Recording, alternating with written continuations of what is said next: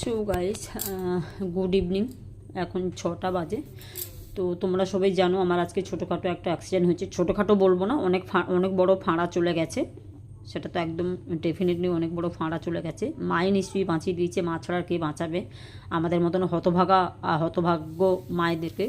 যাই হোক, তো দুপুরবেলা কাজ থেকে ফিরেছি আমি 2:30টা।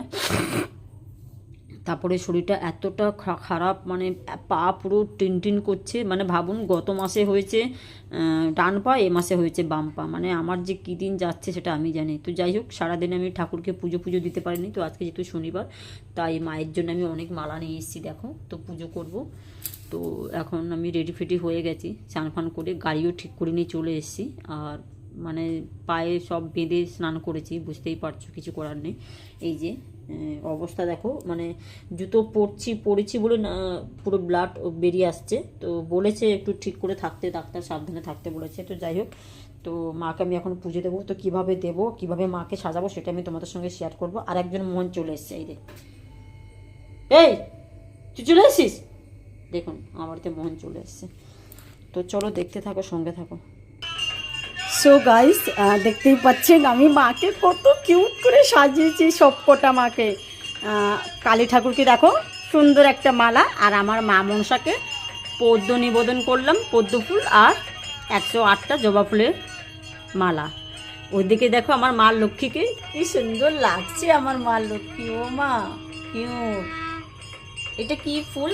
বেল ফুলের মালা। ওইদিকে গণদাদা, মানে যেটা আমার মেয়ে হাতে এঁকেছে। এদিকে দেখুন, সব সাজিয়ে ফেলেছি আমি। দেখুন, এই খোঁড়া পানি সব সাজিয়ে ফেলেছি। কি সুন্দর দেখুন, আমি মোমবাতি জ্বালিয়েছি, আমার খুব শখ। আর এটা দেবো মা মনসা গাছের গোড়ায়। তো চলো, দেখতেই পাচ্ছেন এইভাবে আমি পুজো করছি। আমি ধূপ জ্বালিয়ে ফেলেছি। তো চলো, টাটা। তো দেখুন, আমার পুজো কমপ্লিট হয়ে গেছে। তো আপনাদেরকে একটা জিনিস দেখাবো, মনসা গাছের গোড়ায় কেমন পুজো করছি সেটা আমি দেখাবো। কিন্তু আমি ভয়েস মানে সাউন্ড করবো না, আপনারা শুধু দেখবেন। চলুন।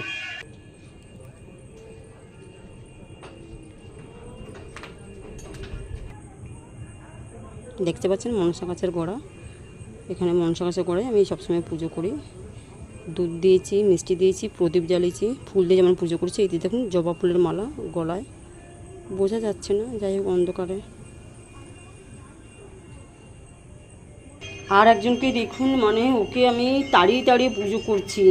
মানে দুধ দিচ্ছি তো, আর মানে পোষা বিড়াল তো, মানে পাগল করে দিচ্ছে খাওয়ার জন্য। দেখুন, এই যে মাথা খারাপ করে দিচ্ছে। দেখুন তো আমার ঘরে মন্দিরটা কেমন লাগছে আমার মাদেরকে।